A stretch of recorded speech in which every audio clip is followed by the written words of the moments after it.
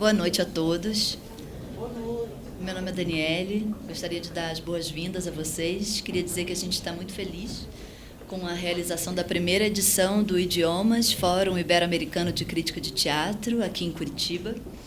A gente queria muito agradecer à Caixa Cultural e à Núcleo Produções e a todos os participantes, todos vocês que estão aqui, especialmente aqueles que vieram de outras cidades por conta própria para acompanhar o evento. Muito obrigada. Antes da gente começar aqui essas mesas redondas, a gente passou uns dias na cidade, né, com os convidados que vieram de outras cidades e outros países, na Mostra Documentacena, que tinha como objetivo apresentar um pequeno recorte do teatro curitibano e proporcionar alguns dias de convívio entre os participantes do Idiomas. Nós estamos em Curitiba, não estamos em uma bolha, fora do tempo e do espaço. A crítica também não é uma coisa fora do tempo e do espaço, além do bem e do mal. A crítica acontece nas cidades, diante da realidade da produção teatral de cada cidade.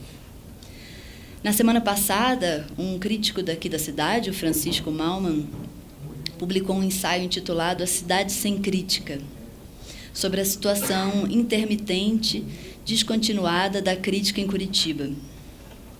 Se estamos em uma cidade sem crítica, como lidar com as possibilidades de diálogo? Nossa sugestão, com a realização da Mostra Documentacena, do Idiomas, desses dias de convívio, foi a seguinte: escutar primeiro, falar depois. Se queremos quebrar o gelo entre críticos, espectadores e artistas, então é preciso que todos tenham direito à palavra e que todas as partes estejam interessadas na escuta. Muitos de nós atuamos em cidades em que a crítica não acontece como poderia. Também cabe a nós pensarmos, então, o que estamos fazendo de errado e o que mais podemos fazer. Nós, críticos da Documentacena, plataforma de crítica, pensamos que é preciso trabalhar junto, que é o esforço coletivo de criar uma cultura de crítica e de fortalecer um corpus crítico, o que pode fazer a crítica acontecer na cidade, e assim colaborar para que o teatro aconteça na cidade. Por isso, convidamos nossos colegas, críticos, pesquisadores, curadores e artistas, para passar um tempo conosco aqui em Curitiba. Então, a gente vai dar início aos trabalhos. Vou apresentar os nossos convidados, que são Rui Pina Coelho, de Lisboa, de Portugal, e o Óscar Cornago, de Madrid. É de Madrid, estou certo? Na Espanha. A gente vai começar com o Rui, depois continua com o Óscar.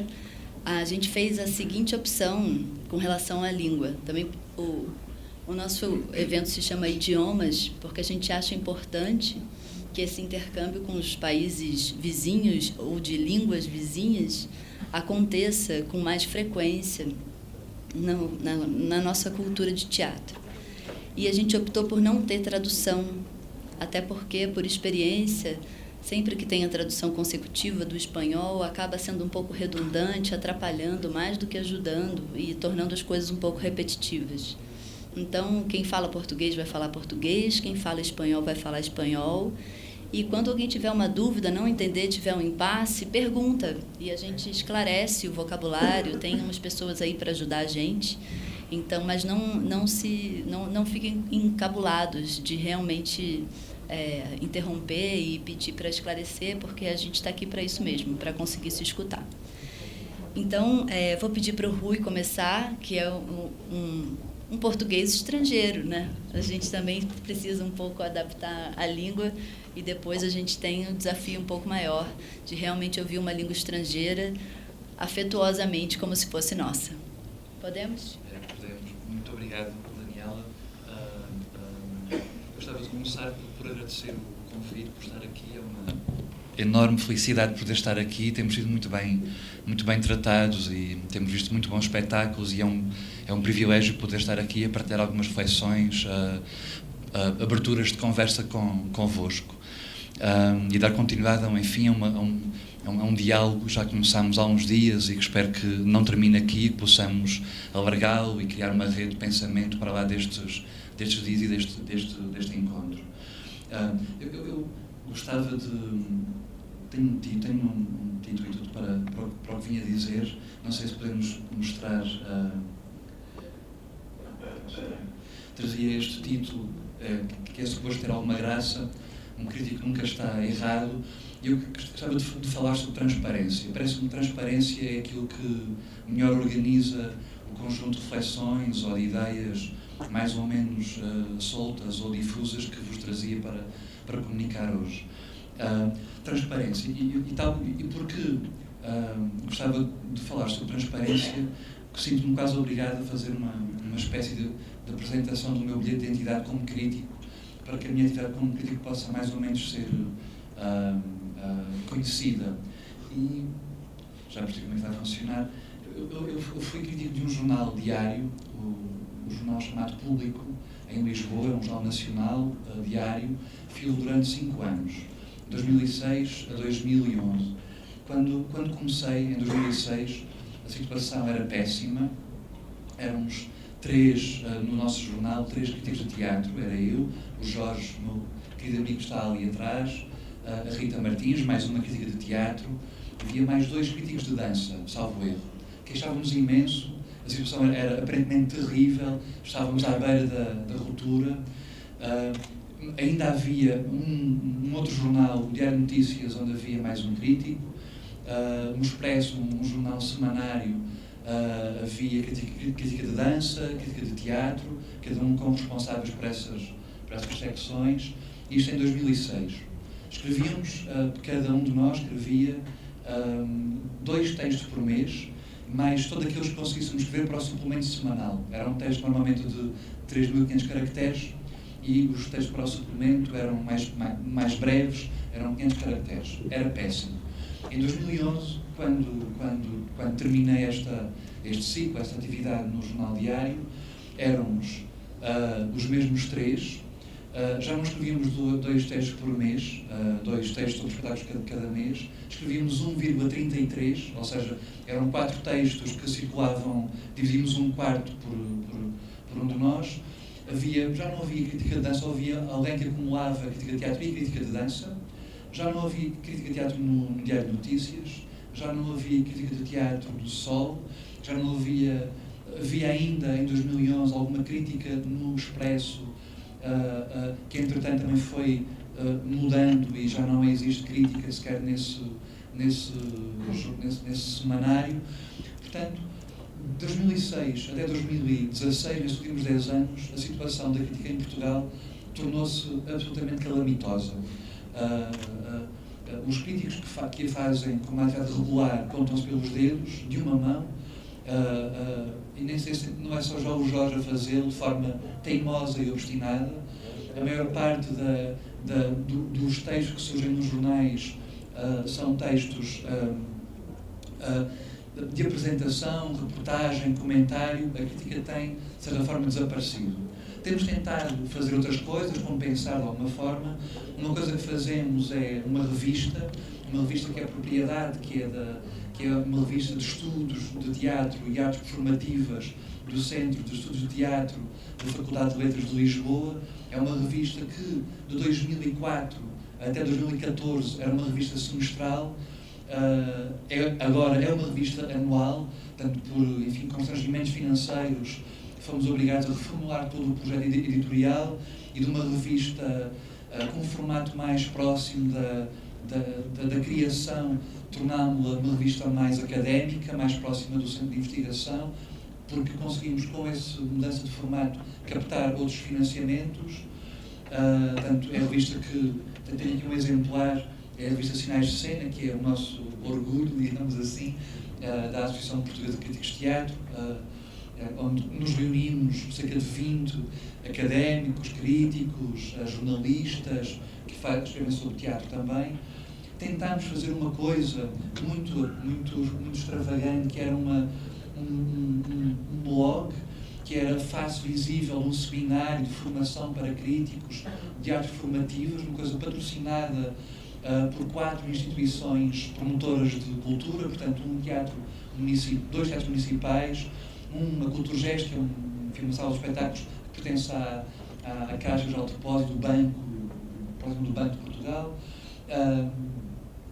não é Banco de Portugal, da Caixa Geral de Depósito, que é um banco do Estado, e uma associação cultural, o Alcântara.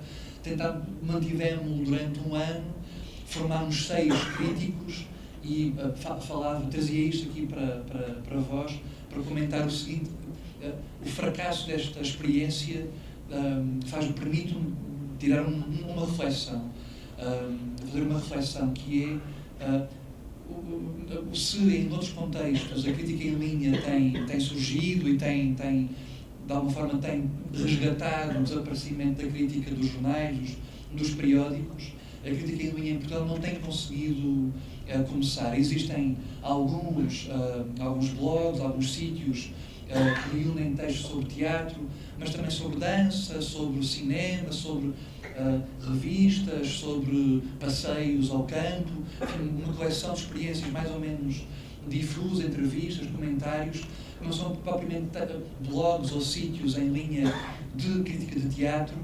E parece-me que o fracasso desta experiência toca na razão pela qual me parece que também esse meio não tem conseguido existir, que é a não captação de financiamento, ou não conseguirmos pagar a quem está a escrever para um blog.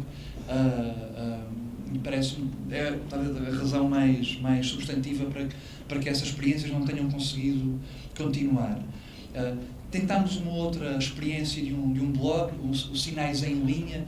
Inventámos este blog na Associação de Críticos no período em que mediou o desaparecimento da Sinais de Cena da primeira série e o surgimento da segunda série, portanto, em 2015, o primeiro número. Sinais em Linha também se tem provado muito difícil de manter animado. Todos nós temos mais coisas para fazer, damos aulas, montamos espetáculos, acabamos doutoramentos. Portanto, digo isto não por desconsideração em relação à prática, mas por dar conta do tecido frágil que é o exercício da crítica hoje em Lisboa, em Portugal. Uma outra experiência em torno da crítica é em torno, neste caso mais pessoal minha, não em Portugal, mas num festival em Itália, em Mantova em particular, onde tenho acompanhado o festival, há 4 anos que o faço, participando numa experiência que chamam Spuntini Critici, uma espécie de encontros com os críticos, que me assusta de morte, mas me tem de alguma forma empurrado para o exercício daquilo que é a crítica oral, o live criticism, para usar o palavrão em inglês, coisa que temos tentado também implementar no contexto de um festival onde o FITEI no Porto, um festival anual, onde temos tentado encontrar um espaço para encontros regulares de críticos em comunicação com os artistas, com os programadores. Fizemos já há 2 anos um encontro, o primeiro mais informal, o outro mais próximo da academia. Portanto, tudo em torno de atividades montadas pela Associação Portuguesa de Críticos de Teatro, que é a secção portuguesa que está integrada na Associação Internacional de Críticos de Teatro, onde a secção portuguesa historicamente sempre foi muito ativa. Um crítico português, o Paulo Eduardo Carvalho, já falecido, foi durante muito tempo o coordenador dos seminários para novos críticos, o local, o berço de muitos dos críticos hoje que trabalham em Portugal, esses seminários internacionais que nos foram formando na prática da crítica, esses seminários e a academia, a maior parte dos jovens críticos, os críticos que trabalham em Portugal, e somos quase todos muito jovens, na casa dos 40, o que é também uma situação, podíamos ser algum muito jovens, na casa dos 40, perdão, né? Enfim, com outras realidades, por exemplo, em Itália, onde os lugares estão ocupados por críticos, homens brancos de 50, 60, 70, 80 anos, e não permitem a entrada no mercado de trabalho de uma geração extraordinariamente competente. Em Portugal, a crítica não tem esse problema, são quase todos jovens, nos seus 40 anos, mas não há lugares para trabalhar, postos de trabalho para executar, sendo que somos, enfim, com apetrechados cientificamente, quer nestes seminários internacionais, quer na academia, no Centro de Estudos de Teatro, que tem formado, enfim, a maior parte dos críticos, um centro pioneiro em Portugal na introdução dos estudos de teatro em 91, portanto no início dos anos 90, que é o momento em que os estudos de teatro organizados enquanto disciplina organizada surgem em Portugal, o que é bastante tarde, convenhamos, não é? Pronto, isto é assim uma pequena apresentação, uma pequena bilhete de identidade para que o ponto de partida das minhas reflexões tenha algum contexto. E aquilo que eu gostava de sublinhar é o estado calamitoso da crítica de teatro em Portugal. É de facto um estado mesmo muito calamitoso, assustador. Temos tentado de diversas formas reinventar outras formas de fazer a crítica, não tem sido fácil, e é sobre essas dificuldades que eu tencionava de alguma forma comunicar aqui hoje. Uma das razões que me parece que está mais fortemente afeta a sobrevivência da crítica de teatro em Portugal é a sua mistura, a sua dissolução daquilo que é o jornalismo cultural. No já reduzido espaço dedicado às artes performativas, na maioria dos órgãos de comunicação social, o jornalismo cultural tem vindo a ganhar espaço à crítica e talvez involuntariamente a atirá-la para fora das suas páginas. O problema não está claro no jornalismo cultural, tem uma função importantíssima na divulgação e na promoção das artes. Nem me estou a referir à distinção bolorenta e buçal entre uma crítica dita jornalística e uma crítica dita académica. Creio que essa distinção está mais do que ultrapassada. O problema está no facto de que jornalismo cultural e crítica desempenham funções diferentes, ambas importantes e fulcrais, mas, enfim, convenhamos, muito diferentes. Mas é fácil imaginar um editor que, após dedicar 2 páginas inteiras a um espetáculo, onde no dia da estreia publicou um texto a explicar quais as temáticas principais, com citações profusas ao encenador, ao ator, ou à atriz principal, talvez com uma fotografia e tudo, dado escasso espaço para as artes num jornal, é fácil imaginar este editor dispensar a publicação de mais um texto, uma crítica sobre esse mesmo espetáculo 2 dias depois. É muito fácil desculpar este editor, mas também é urgente lembrar que essa é uma decisão absolutamente errada. O jornalismo cultural e crítica desempenham funções diferentes. E essa função, eu penso que daqui a uns minutos já conseguirei olhar um pouquinho mais proximamente para essa função. A crítica na história das artes performativas, e perdoem-me se porventura estarei agora aqui a pregar aos convertidos, mas facilitava-me este movimento na história para explicar também o ponto de partida ou o lugar de onde coloco estas minhas reflexões. De raiz etimológica complexa, a palavra crítica contempla o grego krinein, que significa quebrar e simultaneamente colocar em crise, mas também kritos, que implica um julgamento. E com efeito é com esta última acessão que historicamente predominou, da emissão de um julgamento sobre uma obra de arte. Contudo, tal como a conhecemos hoje, está intimamente ligada ao aparecimento da imprensa escrita no século XVIII e à consequente cobertura jornalística da atividade teatral. Em Inglaterra terá tomado forma, por volta da década de 70 do século XVIII, que os espetáculos, a altura em que os espetáculos de teatro começaram a ser criticados na imprensa. Contudo, logo em 1734, surge em Inglaterra o primeiro jornal dedicado ao teatro, The Prompter. Saía 2 vezes por semana e versava sobre gestão cultural, a gestão teatral, legislação, a representação, o comportamento dos públicos, personagens teatrais e sobre quais os temas que deveriam ser levados à cena. Sendo a criação por esta altura extremamente subordinada à adequação e cumprimento das regras e cânones, o trabalho do crítico equivaleria ao de um polícia atento e vigilante a qualquer não observância das leis da arte dramática. Um crítico, com um nome curioso, Oxymel Busby, escrevia assim sobre a peça The Gamester, de Edward Moore, em 1753. Vou dispensar talvez a leitura da citação, ela está aqui colocada atrás de mim, mas sublinhava esta ideia de sublinhar a importância da adequação às normas, não é? To help of these rules and see how it squares with them. Portanto, era um polícia para vigiar a adequação às regras para a composição da arte dramática em particular. Esta circunstância acrescente comercialização da arte e a exponencial importância do estatuto comercial dos objetos artísticos. Com o público e o mercado a entrar na equação, o crítico ganha uma importância acrescida como mediador e consultor artístico junto dos então consumidores. Com o advento do sistema de primeiras figuras e o seu domínio sobre todos os aspectos da atividade teatral, a crítica ganha o hábito de comparar espetáculos e interpretações, percebendo rapidamente que os clássicos não são um conjunto de regras e valores imutáveis, mas forças dinâmicas e abertas e vivas. E nisto, os atores serão essas variáveis as mais vivas.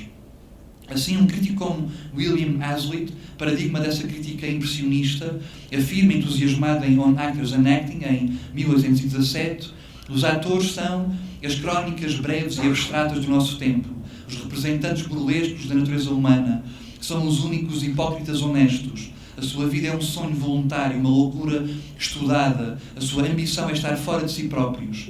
Hoje reis, amanhã mendigos, só são nada quando são eles próprios. E Hazlitt, defendendo a singularidade dos seus comentários, expunha: as minhas opiniões têm sido algumas vezes classificadas como singulares, mas são só sinceras. Digo o que penso e penso o que sinto.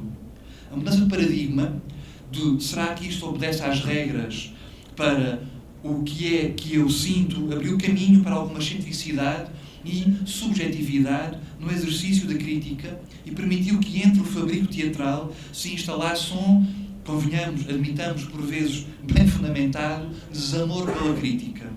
Claro, quanto mais subjetivo, mais exposto fica o crítico a desentendimentos.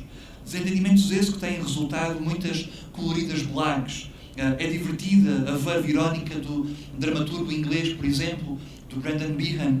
Os críticos são como eunucos no harém, sabem como se faz, já viram muitas vezes como se faz, mas são simplesmente incapazes de o fazer. Ou do Théophile Gautier, o crítico que nunca produziu nada é um cobarde, é como um abade que faz corte à mulher de um laico. Este nem pode fazer o mesmo, nem pode bater-se com ele. Ou do Christopher Hampton, perguntar a um dramaturgo qual a sua opinião sobre os críticos é o mesmo que perguntar a um poste o que este pensa sobre os cães. Enfim, são coloridos que dão conta de uma desconfiança e desconforto com que a crítica de teatro foi sendo desde cedo mimoseada. Contudo, se o diálogo da crítica com o presente é muitas vezes difícil e pleno de equívocos, é também certo que muitas das datas memoráveis da história de teatro foram conseguidas em grande parte graças a uma crítica atenta, muitas vezes ditando contra as opiniões estabelecidas.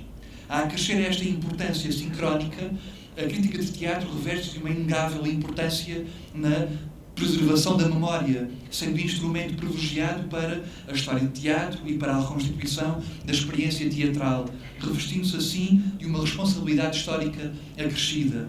O que eles dizem sobre as minhas peças não interessa. As minhas peças sobreviverão aos críticos. Mas aquilo que eles dizem sobre os meus espetáculos interessa e muito, porque o que escreverem é tudo o que a posteridade terá sobre o assunto, escrevia Bertolt Brecht. O crítico e o espectador como participante do espetáculo. Hoje, mais um tópico para irmos chegando à transparência de que anunciava no início desta comunicação, desta fala. Hoje, já vão longe os tempos em que se concebia um espectador crítico refém da organização do olhar e da semântica impostos pelo todo-poderoso encenador. Essa será a história do teatro e da crítica durante grande parte do miolo do século XX. Em certa medida, a alegada crise da crítica está associada a essa crise da encenação. Em boa medida, esta crise resulta na constatação da ineficácia de um modelo de análise de espetáculo baseado exclusivamente nos instrumentos da semiótica. Grosso modo, o que se propunha era que o espetáculo se pudesse ler, que tudo o que surgia em palco teria uma leitura, que a todos os signos corresponderia um significante e um significado, que esses signos eram dispostos pelo autor do espetáculo, o encenador ou os encenadores, e que ao espectador crítico restaria descodificar aquilo que lhe era apresentado e que, claro, haveria algo a ser descodificado e que as soluções seriam partilháveis por uma determinada comunidade cultural. A relação que se estabeleceria com o espectador era, forçosamente, uma relação hierarquizada. Mas o espectador há muito que se emancipou dessa dita ditadura. Emancipou-se a partir do momento em que começou a desconfiar da reciprocidade entre significado e significante e a partir do momento em que os próprios espetáculos solicitam uma nova grelha e instrumentos de análise. Assim, termos como teatro energético do Lyotard, teatro performativo, teatro pós-dramático, dão conta de um novo paradigma de representação emergente a partir da chamada viragem performativa nos anos 70 do século XX, onde se enfatizam qualidades mais evanescentes como a presença, a energia e a própria relação com a plateia e que exploram aspectos que dificilmente conseguem ser semiotizáveis, ou seja, traduzidos para signos. Assim, mais do que assistir impassível a um espetáculo, críticos e espectadores participam na própria criação do espetáculo. Mais do que assistir a um espetáculo, criadores, críticos e espectadores experienciam o espetáculo. Dessa maneira, a ênfase da sua crítica ou análise está, claro, na expressão de uma singularidade ou subjetividade. É claro que há muitas práticas e tipos de crítico. Eu socorri-me aqui de uma distinção de um crítico inglês, o Mark Fisher, que inventaria esta lista de críticos. São vários, e ainda bem, o crítico como repórter, como juiz, como conselheiro ao consumo, como analista teatral, defensor, educador, o árbitro do gosto, reformador, comentador cultural, comentador social, crítico como ego, visionário, enfim, vários tipos de crítico. Cada contexto geográfico vai também determinando aquilo que é a experiência e a prática da crítica. Eu sublinhava o crítico como participante, tratando daquilo que me parece ser uma das formas que a crítica tem encontrado para sobreviver, pelo menos no contexto que conheço melhor, que é o português, para sobreviver ao seu desaparecimento e ao seu óbito quase declarado, que é uma crítica que migra para as práticas da dramaturgia. Portanto, há uma tendência, enfim, não é propriamente portuguesa, nem exclusivamente nossa, muitos a têm discutido, os termos como in-house criticism ou o embed criticism, ou a prática do horizontalismo crítico, dão conta de uma comunhão cada vez mais atestada entre aquilo que é a prática da crítica e a prática dramatúrgica. Podemos até reconhecer muitas vezes a obra fundadora do conceito moderno de dramaturgia, a dramaturgia de Hamburgo de Lessing, como também uma obra pioneira ou fundadora para a prática da crítica, ou pelo menos de uma crítica de teatro.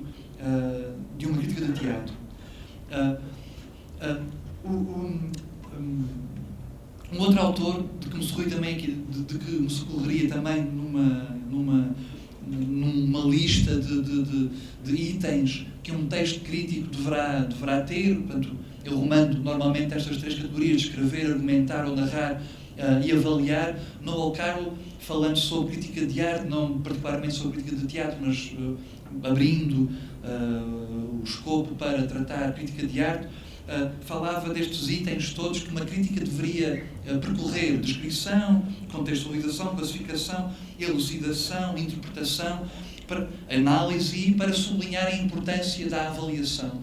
Parece-me que é também aí que o exercício da crítica se distingue do exercício da história de arte. A história de arte avança em batalhão, a história de arte avança criando em coletivo, criando raízes, criando muitas vezes cânon.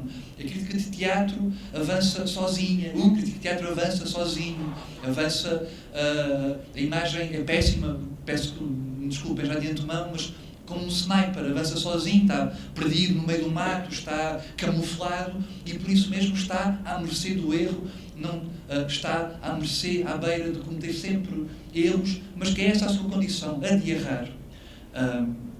De estar somente dependente do seu julgamento e do seu contexto de avaliação. Uma outra aqui ficava a citação do Noel Carroll, enfim, também não amplia muito mais esta questão.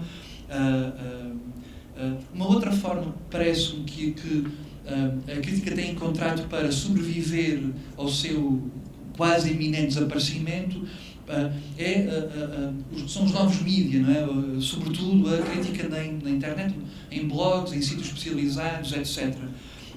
Parece-me também que a situação atual da crítica de teatro é precária na medida em que depende, por tradição, de um suporte que está também em profundas convulsões. A imprensa generalista enfrenta cada vez mais dificuldades e reestruturações em busca de uma identidade num mundo cada vez mais dominado pelos novos mídia. É certo que a imprensa e as revistas especializadas cumprem igualmente um papel extraordinariamente importante na medida em que possibilitam um diálogo mais demorado, mais extenso, mais exigente com os leitores, mas nessa especialização perdem em alcance e abrangência, o que dificulta a função primordial da crítica de teatro em escrever um espetáculo na discussão pública. A internet e os blogs, em particular, desempenham igualmente um papel fulcral na sobrevivência e renovação da crítica de teatro.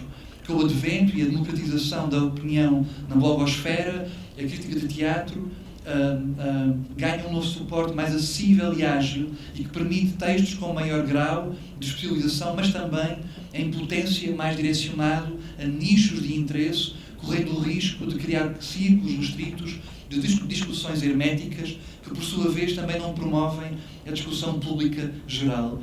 Confesso que não acredito que a sobrevivência da crítica se possa fazer somente pela migração para formatos digitais. Não acredito que a sua sobrevivência esteja somente dependente em encontrar um novo suporte.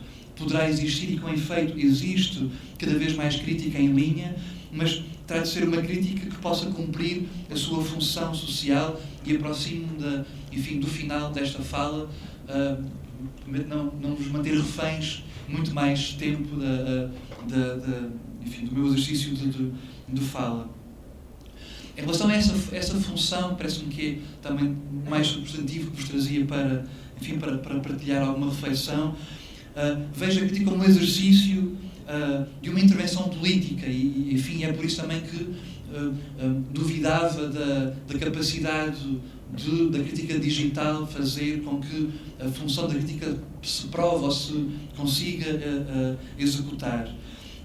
Recuperando a piadinha do ciclo, do título, um crítico nunca está errado, um crítico nunca está errado pela mesma razão que um crítico nunca está certo. O jogo não é esse. O jogo não se trata de tentar acertar ou não acertar numa qualquer leitura certa, uma leitura legitimadora ou numa leitura autorizada ou autoritária sobre um espetáculo. Um crítico nunca está nem certo, nem está errado. A sua tarefa não é, parece-me, nem a da validação, nem a da refutação de um objeto artístico. A única coisa que um crítico pode fazer é reagir da forma mais honesta possível, da forma mais transparente possível. É o espetáculo em que participa. E com isso, o que o crítico faz é ampliar a zona de impacto de um espetáculo, prolongando a sua vida do espetáculo e trazendo para a cidade, inscrevendo na esfera pública. Assim, a crítica de teatro, quando serve para alguma coisa, serve para provocar a memória e evitar a discussão. Serve para expandir a zona de impacto de um espetáculo.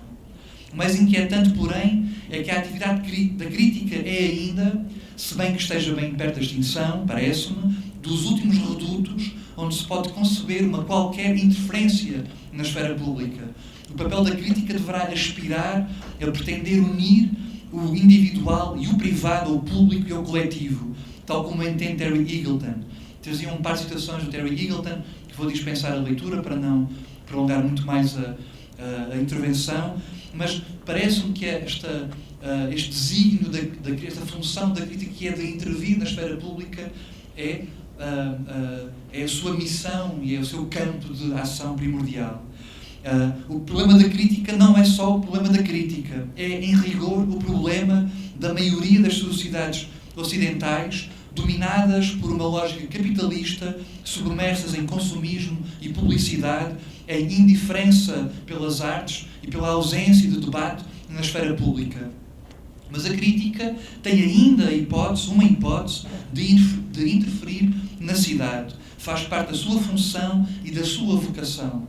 A crítica, quando serve para alguma coisa, serve como uma eficaz arma contra a assídia contemporânea. Salvando-se, talvez, a crítica nos possa salvar a todos. A crítica é, e aproximo do fim... bom. Estava preocupado em reter o tempo para... bom. A crítica, por isto mesmo, parece-me, então, a crítica é o exercício, ou só pode ser o exercício de uma profunda subjetividade. A crítica é, para mim, o exercício de uma profunda subjetividade e honestidade. A honestidade e a transparência vêm acompanhadas dessa mesma subjetividade. Com efeito, o exercício da crítica, creio, só pode ser feito com consciência de que se trata da expressão de uma subjetividade. Não há nenhum dado objetivo na maneira como alguém recebe um espetáculo. Não há necessariamente nenhuma objetividade na maneira como um crítico dá conta da sua recepção de um espetáculo. A sua relação com um espetáculo é única, privada e idiosincrática. É claro que temos identidades moldadas, em parte pelo contexto cultural em que nos inserimos. É claro, todos partilhamos um alargado número de características com aqueles que nos rodeiam, mas no limite há coisas na identidade de um crítico, como na de qualquer indivíduo, como é óbvio, que não são partilháveis com absolutamente mais ninguém. São afetas diretamente às suas leituras, à sua matriz ideológica, à sua idade, à sua proveniência, ao seu estado de espírito, a um conjunto hipoteticamente infindável de variáveis. A meu ver, é impossível encontrar uma crítica que seja uma qualquer última palavra sobre um qualquer assunto. A crítica deve estar mais próxima do diálogo do que da autoridade. Deve estar mais próxima da experiência do que da leitura. Deve estar mais próxima da democracia do que do absolutismo. Deve estar mais próxima da subjetividade do que da objetividade. Deve estar mais próxima da paixão do que da imparcialidade. Deve estar mais próxima do erro do que da lição. Deve estar mais próxima da poesia do que da ciência. A crítica levanta um problema a que poderíamos muito bem chamar o problema da minha pele, o problema da nossa pele. Uma rapariga de 20 anos responde a um espetáculo forçosamente de forma diferente do que responderá um homem de 80. E assim, lá voltamos ao exercício de uma profunda subjetividade. A única coisa que um crítico pode fazer é reagir da forma mais honesta possível, da forma mais transparente possível ao espetáculo em que participa. Dito isto, importa recordar que um crítico nunca está errado. Um crítico nunca está errado pela mesma razão de que também nunca está certo. O jogo não passa por aí, o jogo não é esse. E parava aqui. Muito obrigado pela atenção.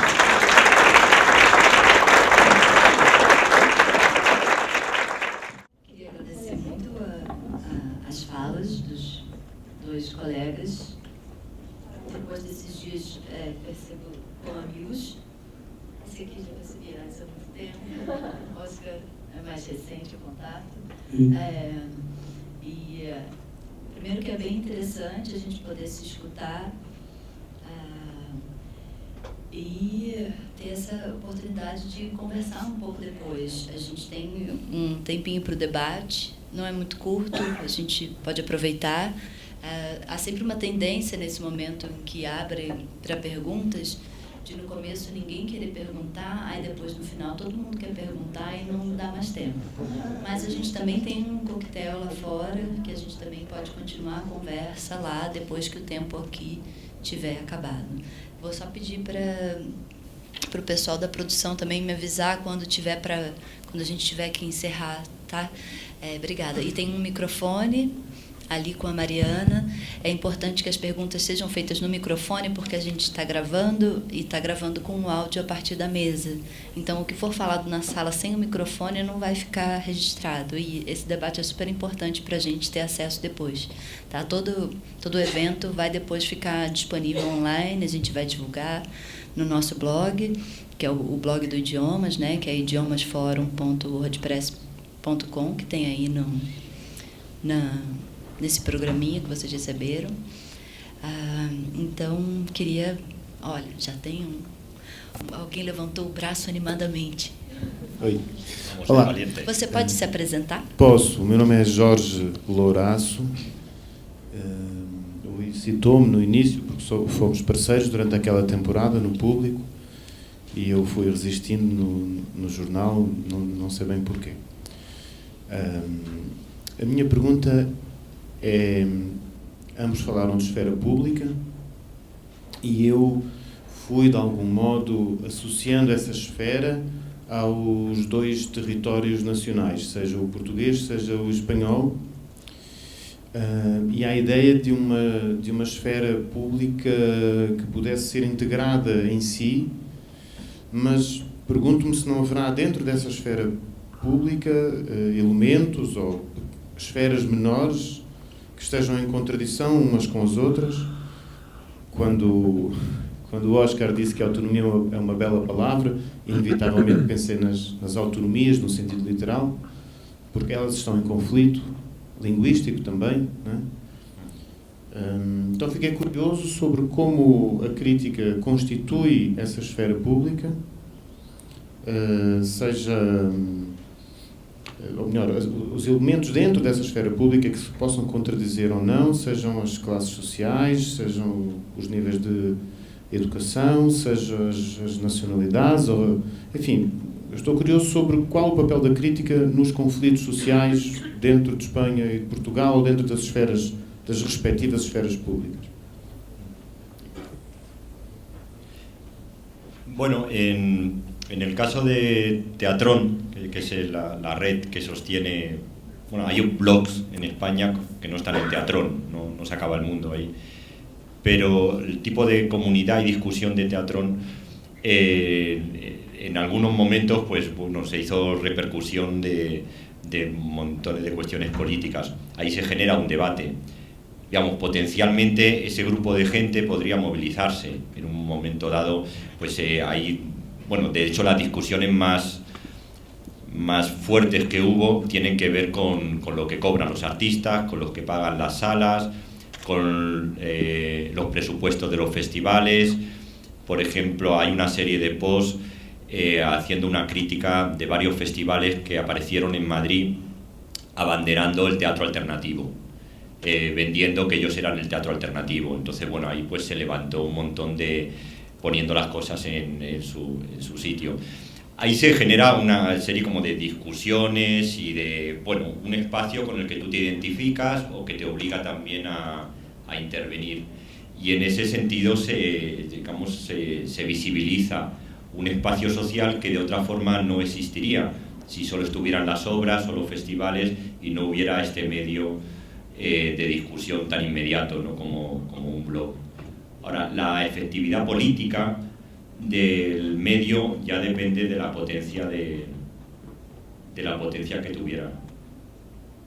Esto en realidad tiene una escala relativamente pequeña y también tiene momentos más intensos y otros menos, o sea, tiene una enorme fragilidad, pero se apunta hacia eso, ¿no? Hacia generar un pensamiento autónomo, creado desde ahí, que no está citando cualquier otra cosa, es decir, una especie de inteligencia colectiva.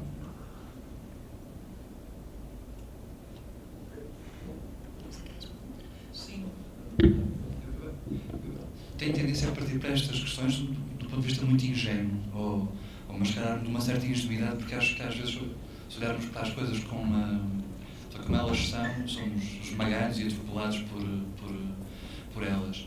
E parece-me que a crítica ela não cria uma esfera pública, ela precisa da esfera pública, não é? A minha resistência, ou as minhas reticências, melhor dizendo, em relação às tentativas de uma crítica digital, ou de uma revista especializada, ou uma forma mais que colabore para um público mais selecionado ou mais especializado, é precisamente por pensar que os leitores de uma revista como esta que fazemos, uma revista especializada, ou os leitores do nosso blog, o Sinais em Linha, ou de um outro blog de crítica, não são todos, não habitam nessa esfera pública, que deveria ser o lugar onde todos nos preocupamos com o bem comum. Não é? Claro que essas coisas de dizer todos e bem comum parecem ser já quase um livro para crianças, não é? Ainda assim, acho que talvez tenhamos que regressar a uma certa puerilidade no tratamento destas questões para que possamos reconstruir o caminho de alguma forma. Um outro comentário é ver como esta questão da esfera pública tem regressado ao discurso sobre as artes performativas, sobre o teatro, sobre a política, de uma forma muito visível. Tropeçava numa leitura no outro dia da Carol Martin para falar de teatro do real, ou para falar de teatro político, argumentava muito em torno do termo do Habermas, a esfera pública, e como o teatro hoje, após essa viagem performativa que falava há bocadinho, dos anos 60, 70, se dedicou a criar ele próprio uma esfera pública, como cada espetáculo criasse uma possibilidade de coabitação entre a comunidade espectador e a comunidade criador. Ainda assim, parece-me que é uma forma substituta de pensar a esfera pública, que é um privado dentro do público, não é? Esta era também a questão, Jorge, não era? Eu gostava muito, e perdoa-me a banalidade da pergunta, mas gostava muito que conseguíssemos encontrar um espaço, não é? Onde todos nos encontrássemos para pensar o bem para o futuro. Não é? Acho que é impossível, estou aqui a fazer um exercício de pateta, não é? Mas acho que é impossível, mas também acho que a crítica é dos últimos instrumentos onde isso pode acontecer ainda. Não é? Porque a sua vocação é essa, a sua alma é essa. Não é? Claro que, pensando no desaparecimento dos jornais, e talvez por acidente histórico será o suporte onde isso tenha funcionado melhor, não é? Se falar para colocar uma crítica de teatro ao mesmo nível que o resultado do jogo de ontem do Brasil-Argentina, ou do aumento da gasolina, ou aumento do preço da gasolina, ou do preço do pão, é um suporte onde a utopia burguesa, que depois faliu, não é? Servia, não é? Hoje não existe. Talvez eu esteja enganado, e acho até estou, não é? Porque talvez a internet ocupe já essa função de criar uma esfera pública onde todos nos encontramos, no feed de notícias do Facebook, sei lá, ou noutro sítio como esse, mas... Voy a añadir, creo que hay un pequeño truco, por decirlo así, como en plan piada, para que la esfera pública se haga posible, que es tocar el tema de la economía, que es la forma de producción.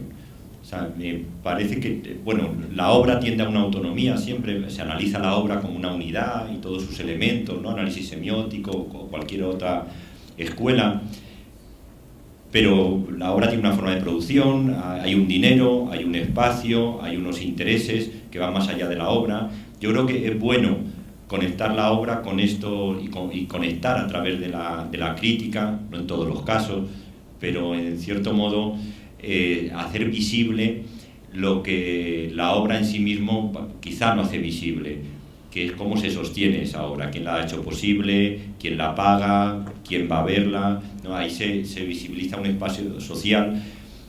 Lo digo porque en alguno de estos discusiones que hay en estos blogs se comienza hablando de la obra, análisis de los elementos y claro, la mayor parte son artistas los que participan y pronto sale el tema del dinero, de cuánto cobró el artista, si el espacio utiliza las subvenciones para pagar al artista, si las subvenciones se las queda el espacio. en fin, algo que nos toca, ¿no? Entonces ahí ves cómo brota una necesidad de, digamos, de trabajo, ¿no?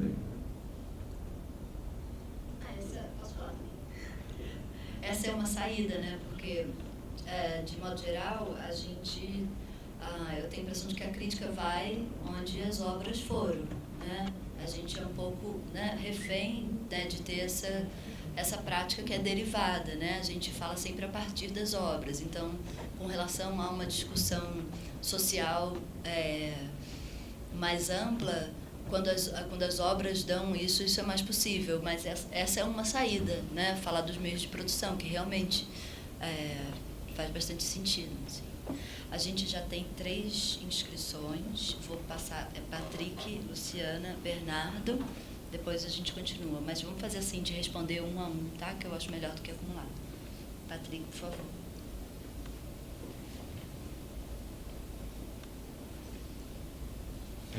Não, na verdade, só queria continuar um pouco essa conversa, né? O Oscar sublinhou muito o conceito de autonomia. Ele falou aqui que autonomia a gente quer buscar. E eu já tinha uma questão para o Rui e queria retomar a partir dessa fala do Oscar, né? Que você diz em algum momento que a tarefa da crítica seria de prolongar a zona de impacto de um espetáculo, né? Associada à tarefa de ser uma intervenção pública e de alguma forma provocar o leitor para fora da sua indiferença, né? E aí eu fiquei com essa questão, mas será que dá para pensar nesses termos? Porque, nesse sentido, a crítica permanece muito dependente da obra. No mesmo sentido em que você, quando fez ali o seu desenho, você faz uma setinha que vem da obra e você postula essa unidade da obra versus, né, a heterogeneidade desse espaço do nós outros. Talvez desse para desenhar também muitas carinhas ali no polo da obra, né? E então, quer dizer, a minha pergunta seria um pouco a seguinte: será que a gente tem que, de fato, pensar sempre a crítica nessa dependência da obra? Não dá para pensar uma crítica que seja, talvez, autônoma, e qual é o sentido da palavra autonomia, com relação à obra que ela critica, né? Porque talvez, quando você fala no peropaco, adorei esse negócio, vou procurar, talvez quando você fala no peropaco, o fato de a discussão ir se distanciando cada vez mais da referência à obra amplie justamente essa esfera pública, porque a conversa não fica mais só entre as pessoas que amam o teatro. Então, talvez as duas coisas estejam articuladas, né, de afirmar mais enfaticamente a autonomia da crítica com relação à obra, o que torna possível a ampliação da esfera pública, né? Não sei, só uma provocação. Vocês querem comentar? A gente pode ir seguindo e sin ser tan cartesiano, ¿no? En ese esquema de preguntas y respuestas. ¿Añado algo? ¿O tampoco? O sea, yo lo que pienso que la actividad artística, por no hablar ya solo de obra, la actividad artística, en tanto que actividad social, da lugar a un mapa, que es un mapa que es más grande que la obra. La obra es un punto de visibilidad, un punto muy importante, ¿verdad? Sin obra, ahora están los procesos, está la investigación, puede haber investigación artística sin obra. Hay veces que es más interesante el proceso que la obra. Entonces, bueno, la obra es un elemento a tener en cuenta y sobre todo es el objeto de intercambio, la mercancía, sigue teniendo un gran valor. Pero evidentemente es un punto dentro de un mapa con muchos puntos y la crítica es otro punto. O sea, podríamos hablar como de agentes culturales. El artista es un agente cultural, el productor es un agente cultural, el crítico es un agente cultural. Y la idea es que se relacione en un espacio horizontal, que es este espacio que yo le digo de los cualquiera. Si tú eres artista, pero eres también uno más.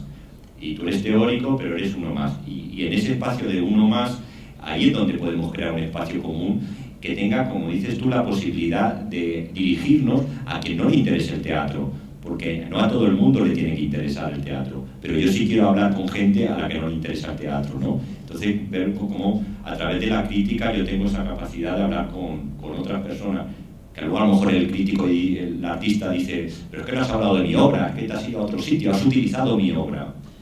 Bueno, pues, no hay muchas posibilidades de hablar sobre la obra.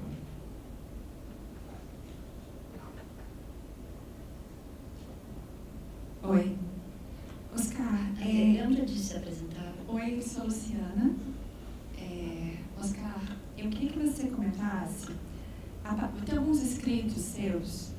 Eu se precisar falar espanhol, tá? Mas eu vou tentar em português. Tem alguns escritos seus que falam de uma mudança de um olhar para o teatro, para as artes da cena, mais focado na representação, depois focado na ação, e aí você propõe que hoje tem um foco na situação, né? Que é essa questão de um momento compartilhado de reflexão que mostra um contexto mais amplo de produção, que você falou, tem a ver com o que você falou antes, né? Esse contexto de produção, do que cerca a obra e do que a determina. Estou falando assim só para contextualizar, né? Você fala melhor disso do que eu.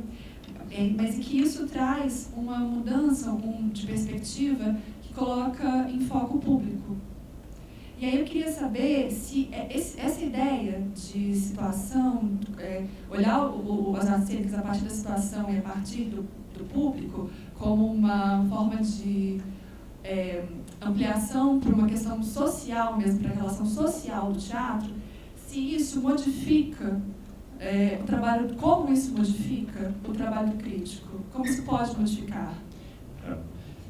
Pues yo te diría, bueno, situación es la situación que se genera a través de una obra. Por ejemplo, la obra es la obra, pero da lugar a una situación que tiene que ver con el público, con el espacio, la calle, el barrio. Yo, ahora este encuentro crítico da lugar a una situación que engloba, ¿no?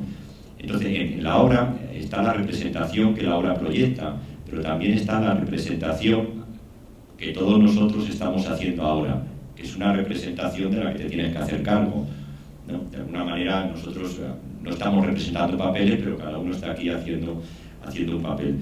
Entonces la crítica tiene la oportunidad de mirar no solo a la obra, sino también la situación de la obra. Es esto, yo hablaba antes de la Casa Selvática, o también la obra que vimos de Señas, ¿no? Compañía Señas, ¿no? Que son espacios muy potentes y sin embargo tenemos a veces parece que la crítica extrae la obra de su contexto. Eso mata una obra. Una obra artística se alimenta de un contexto social, humano. O sea, no hay nada más antipolítico que un festival de estos donde hay una obra detrás de otra y cero contexto. Es como los no lugares, los aeropuertos, ¿no? Yo creo que hay que recuperar la relación entre la obra y su contexto para pensar el sentido social o político. Y entonces, bueno, a lo mejor una obra no es una gran obra, pero da lugar a una situación muy interesante. O a lo mejor es una obra muy interesante, pero la situación es... Hay un libro de Dewey, ¿verdad?, El arte como experiencia, que comienza diciendo las obras en los museos están muertas, ¿no? Entonces, lo que le tocaría hacer a la crítica sería como atender también a todo lo que rodea, ¿no?, a la obra.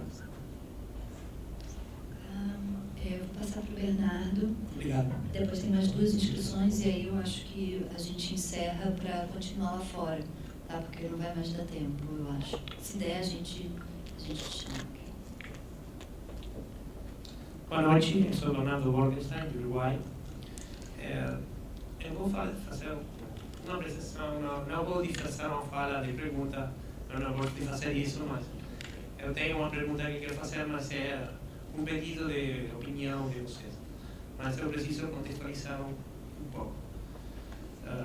Primeiro, eu vou pedir a Oscar que ele me assine o dibujo, eu quero pôr no marco. Prazer.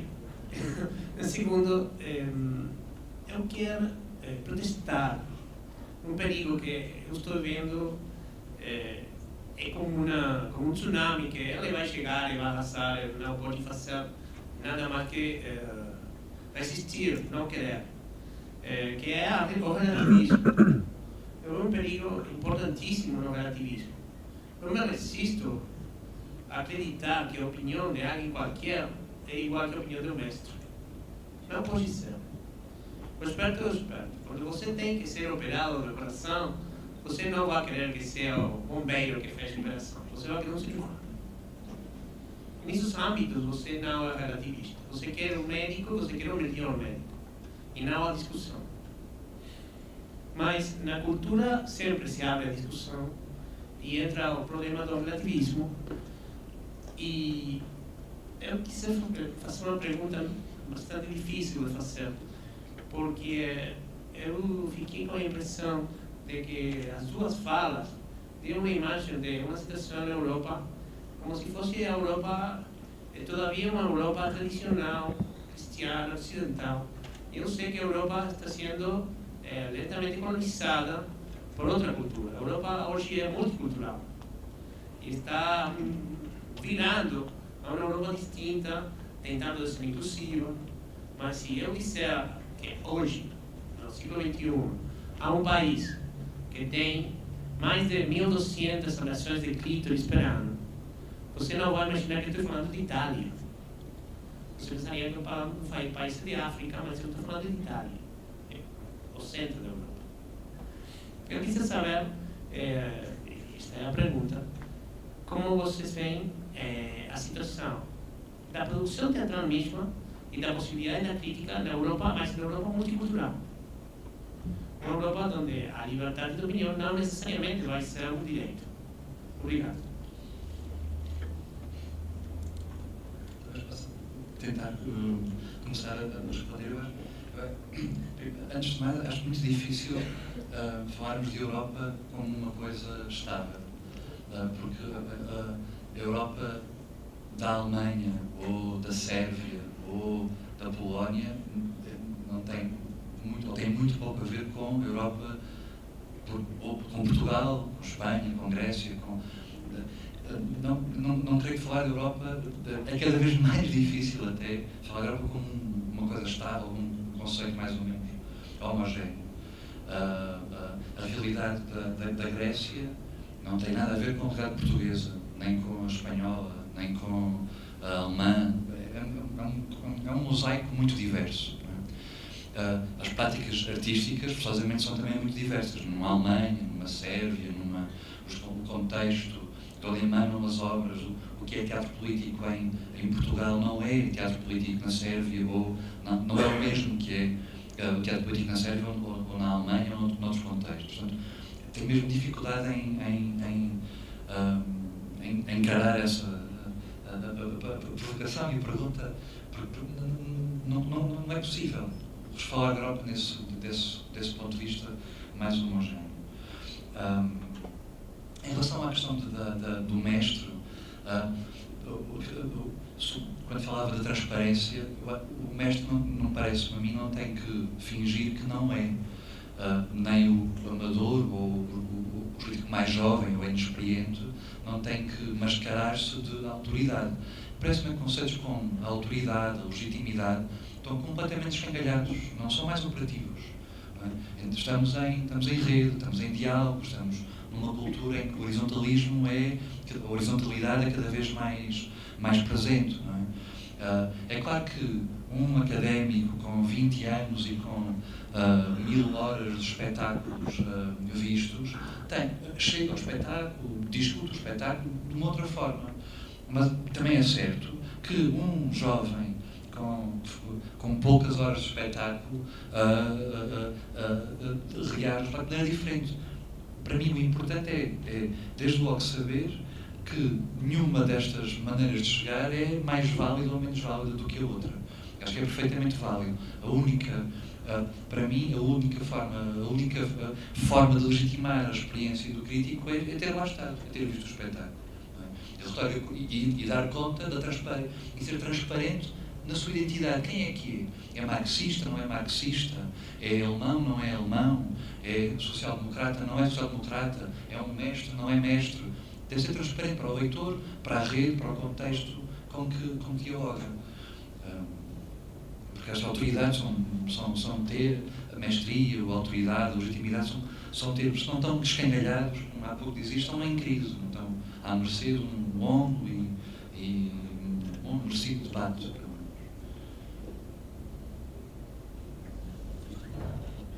Bueno, yo creo que lo del amateurismo y lo del profesional y el no profesional, hay que entenderlo. Yo quiero a un cirujano, el mejor cirujano para que me opere, pero si el cirujano se cree Dios, no puedo hablar con el cirujano.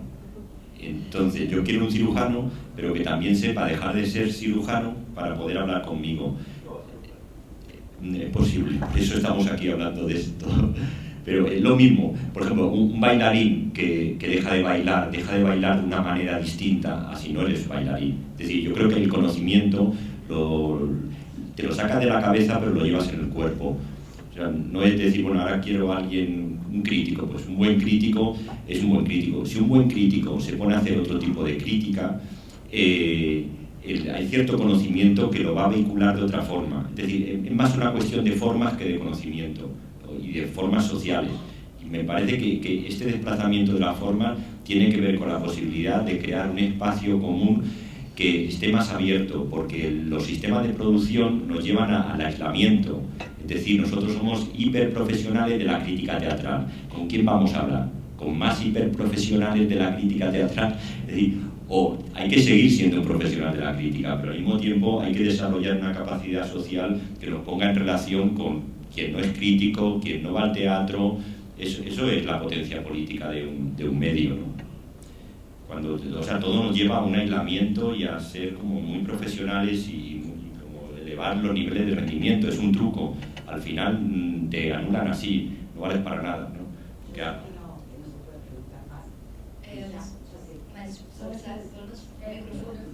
Yo soy María Esther. No, yo sé que no podemos preguntar más. Solo quiero decir que no concuerdo con lo que dice Oscar, que de ninguna manera un profissional só se comunica com um profissional. Nada mais que isso.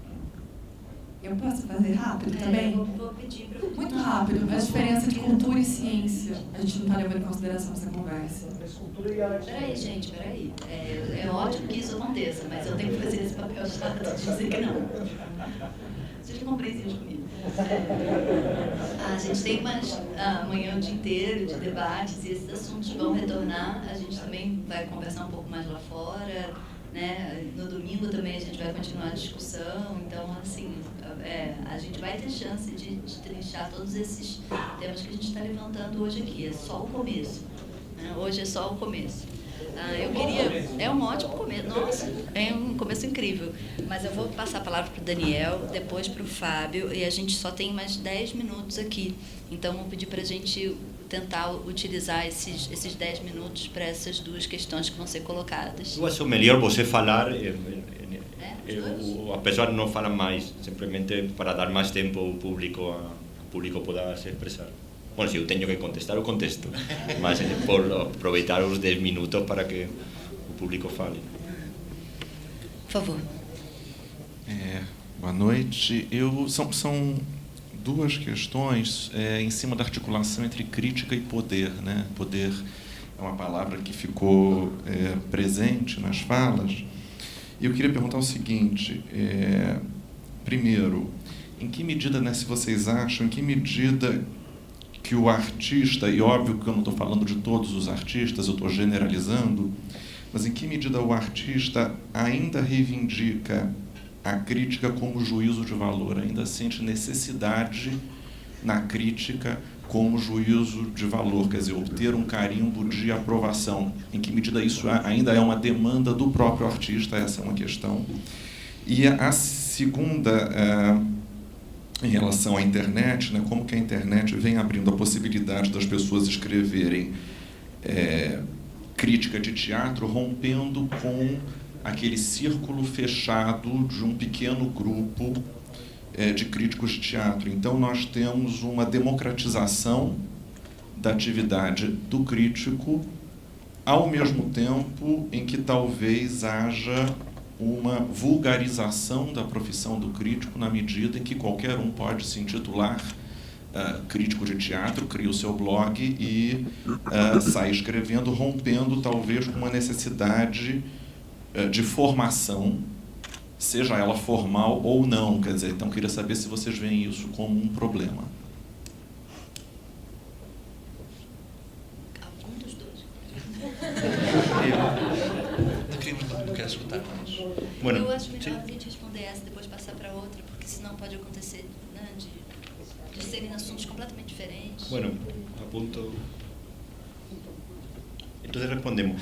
Bueno, yo sobre la utilidad que a los artistas le encuentran en la crítica no tengo respuesta. Es decir, yo escribo y no sé si el artista es el primer cliente de la crítica. Es decir, yo creo que al final un crítico escribe para otro crítico o para un espacio de discusión y utiliza la obra.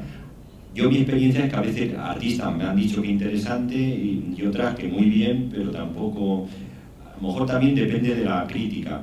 Pero también una vez leí una cosa de Latour que dice, un especialista que estudia las hormigas no espera que las hormigas lean el estudio del especialista. No se puede comparar con los artistas, evidentemente. Pero la cuestión es, una crítica que no le interesa al artista puede seguir siendo válida. Seguramente sí. Sí, yo creo que escribimos para un espacio social y dependiendo, yo creo que para el artista, más que una crítica, que a lo mejor le hace pensar en algo de su obra, lo que sí agradece es que haya un horizonte social frente al cual con el que dialogar. Eso me parece que sí es sano, que el artista tenga la sensación de que su obra está puesta en un lugar y hay un cierto contexto que va a entrar en diálogo con su obra, que no es como lanzarla al vacío. Claro, eso lo se hace a base de crítica también, ¿no?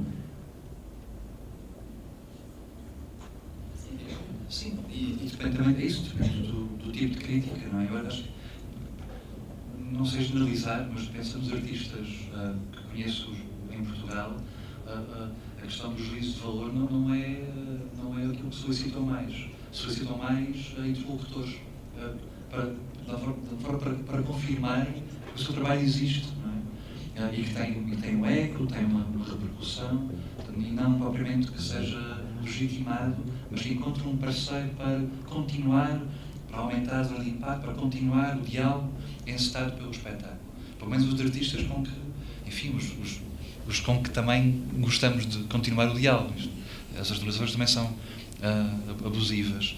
Em relação à democratização do espaço da internet, não vejo como não é um problema, não é? É uma realidade, não é um problema. A academia também sofre da mesma sofre, não é a palavra certa, que está na mesma situação, o conhecimento, nossas vidas estão nessa condição. O que me leva a reforçar a ideia da transparência. Devemos ser claros de onde é que está a partir o nosso ponto de vista, a nossa abordagem ao espetáculo, a nossa inscrição daquele espetáculo no nosso discurso. Agora, que está num suporte que é horizontal, do mesmo nível, isso é assim que estamos, não é? Um problema, parece. Mas dá mais tempo não é?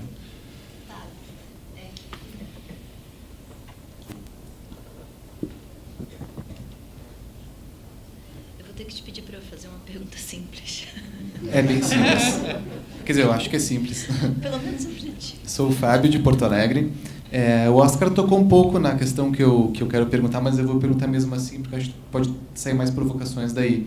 Que é, para quem que a gente escreve crítica? Porque parece assim que a gente saiu, ou está saindo de um modelo assim da crítica jornalística, que sai dos jornais e tal, e que está diminuindo, porque os próprios jornais estão diminuindo fisicamente, então o espaço está diminuindo, mas parece que a gente tinha uma certa ilusão de que como saiu o jornal com todos aqueles assuntos, entre eles as críticas de teatro, que todo mundo lia. E tinha essa esperança. Não sei se é verdade. Muita gente passa o caderno cultural batido. Muita gente nem lê, né? Mas na internet é diferente. Assim, a gente tem muito mais espaço e em tese, a gente deveria estar sabendo, conhecendo mais o nosso público, porque existem as medições, né? Então, você pode saber de onde estão acessando, enfim, e quantas pessoas estão acessando, mas parece, a sensação que eu tenho é o contrário, que a gente cada vez menos sabe quem que está lendo a crítica teatral. O que vocês pensam disso? E se a gente deveria pensar em estratégias para chegar a mais pessoas, porque, embora a internet seja um espaço muito democrático, não adianta só estar na internet, você precisa chegar até as pessoas.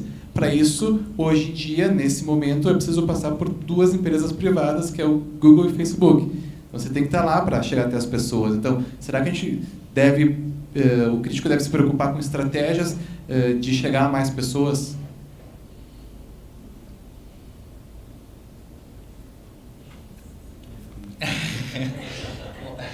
Eu acho que está tudo lixado, eu acho que não vale a pena, está tudo mal. Eu acho que é difícil. Acho que a crítica é das poucas coisinhas ainda onde podemos tentar chegar a essa ideia da esfera pública. Acho que os jornais não têm interesse nenhum em ter a crítica, acho que as revistas especializadas não cumprem essa missão social. Portanto, na minha cabeça isto é um nó em que não consigo desatar, mas, no entanto, alimento blogs, dirijo uma revista especializada, mas temos de tentar ir tentando de uma forma, porque o contexto não é fértil para a crítica em geral, não é? Para a crítica, para o pensamento, para a discussão. A gente vê as eleições, não é? Os resultados das eleições nos Estados Unidos e a situação aqui no Brasil, e percebemos que a crítica não é útil, não é bom que haja, não é bom, não serve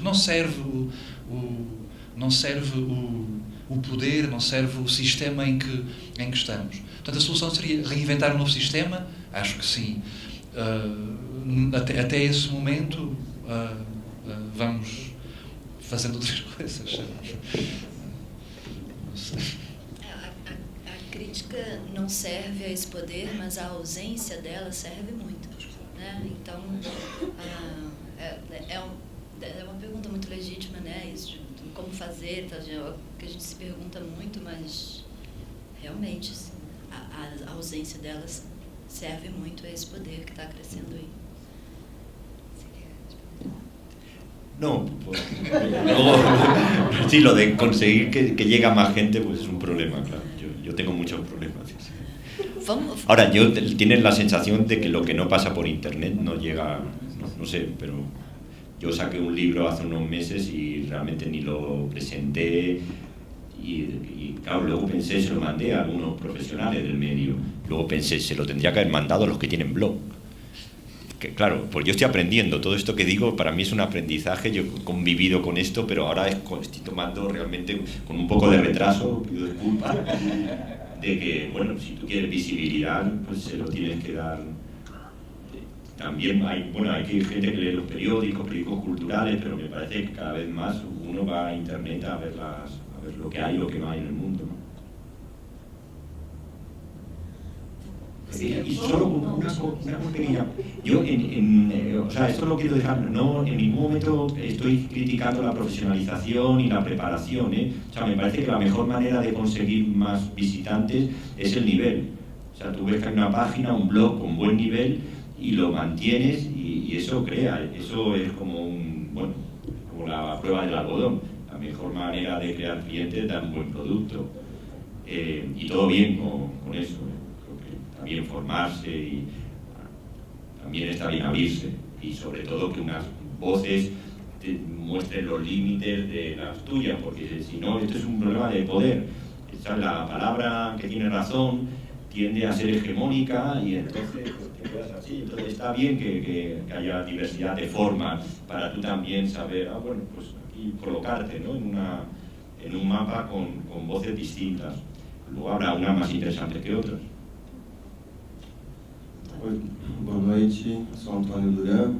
Quero agradecer a mesa pelas reflexões. Eu fiquei pensando um pouco sobre um pouco acho que na discussão que o Patrick levanta da autonomia, essa questão que o Rui traz de ampliar o impacto da obra. Esse contexto que a gente tem da obra, ela está dialogando com a fronteira das linguagens, por exemplo, né, que nas artes performativas ou no próprio espaço público. E o que eu fico pensando, o que também isso exige do crítico, no sentido de a gente estar falando de uma crítica de teatro, mas é uma crítica de teatro que está dialogando com as artes visuais, com as artes plásticas, com o cinema, com a literatura, Ou seja, mais fazendo aqui um exercício da ingenuidade aqui que o Rui propôs, que isso, assim, bom, mas como é que a gente volta a essa questão para o próprio exercício da crítica, já que o teatro ele poderia também se comunicar com outros artistas de outras linguagens, e não só com os artistas vinculados ao teatro. É uma maneira também de pensar a expansão do público, não sei, é só uma provocação mesmo.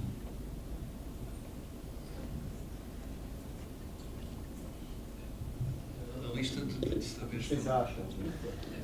A lista de saberes que um crítico deveria saber é infindável. Eu lembro do Ian Herbert, um crítico inglês, assim meio a fazer piada, obviamente, não é? Então já percebi, então um crítico deve saber a história da literatura, da arte, da filosofia, e é interminável, porque os espetáculos são objetos vivos que entram em diálogo com a história, com o presente, com o poder, eu acho que não há maneira de mascarar o saber, não é? Acho que devemos responder com aquilo que somos, não é? Com a nossa formação ideológica, com a idade, com o género que temos, com a cor que temos, com o sítio de onde vimos, não é? Porque essa a ideia tem que ter a chave, tem que ter uma preparação infindável para dar conta daquele espetáculo. Parece-me que não responde àquilo que solicita o teatro contemporâneo, que é solicitar a inscrição do espectador lá, não é? Nós estamos lá e o espetáculo só é aquilo que é connosco, não é? É criado connosco, é feito connosco, não é para nós, é feito connosco. E, portanto, o que nós sabemos é aquilo que nós somos, não podemos inventar aquilo que não sabemos, não é? Por idade ou falta de estudo ou o que for, não é? Nós não podemos inventar, estamos lá e aquilo muda connosco, daquela forma. Portanto, é muito da pele, ¿no? Muito da pele. Bueno, yo creo que es básico, ¿no? La relación con personas de otros medios me parece que es una experiencia, como viajar al extranjero, ¿no? Pues es una experiencia básica. Y además, volviendo con lo del aprendizaje, uno aprende mucho al comienzo, estudia actuación o estudia teoría y estás aprendiendo mucho, pero llega un momento que no es que no haya más cosas que aprender, es que tú ya no tienes mirada y entonces dejas de aprender. Ahí tienes que empezar un proceso que es bastante duro, en torno a los 40, ¿no? 30, 40, donde tienes que traicionarte de alguna manera si quieres seguir sintiéndote como la cosa del conocimiento. Y ahí te tienes que enfrentar a otros espacios. Tú eras el rey en el tuyo, pero ahí te mueves y claro, tienes una experiencia, digamos, de fragilidad y al mismo tiempo de posibilidad de conocer lo que tú no conoces, ¿no? Que ya es admitir, bueno, yo esto lo hago bien, pero ahora voy a ver el otro que hace bien, ¿no? Y ahí me parece que eso enriquece, ¿no? Bom, vou finalizar porque assim, a gente hoje realmente tem essa possibilidade de ter um coquetelzinho lá fora, que é uma forma de continuar o debate mesmo. Então, o convite é realmente para a gente continuar o debate lá fora de uma maneira menos engessada, né, como essa aqui, que a gente assume às vezes por, né, organização, por, né, ter como sistematizar e tal, gravar e botar na internet depois, é uma forma de democratizar o acesso a essas falas, é fazê-las dessa maneira também. Mas a gente pode e deve continuar lá. Eu só queria dizer uma coisinha com relação a essa sua pergunta, é que eu acho que é muito nocivo para a crítica, eu acho, a crença no acúmulo de saber. Então, acho que a questão, não tem acúmulo de saber que prepare o olhar, né? A gente tem exemplos, né, personagens na crítica do teatro brasileiro que eram tidas por ter um enorme acúmulo de saber, mas incapazes de lidar com o teatro da sua época. Então, eu acho que talvez o saber não seja a questão, né? Mas vamos continuar lá fora. E eu queria convidar todo mundo a realmente continuar. A gente tem uma programação amanhã o dia inteiro e também no domingo de manhã. Amanhã, a partir das 10, Seria muito bacana se a gente tivesse um acúmulo, né, de experiência, de escuta dessas discussões entre uma mesa e outra, né? Ter o mesmo público todos esses dias seria muito enriquecedor para nós críticos e pesquisadores e curadores e artistas que estão nessa programação, né, que a gente é convidado para falar, mas o bom mesmo às vezes é escutar. Então, muito obrigada pela presença de todos. Por favor, voltem amanhã.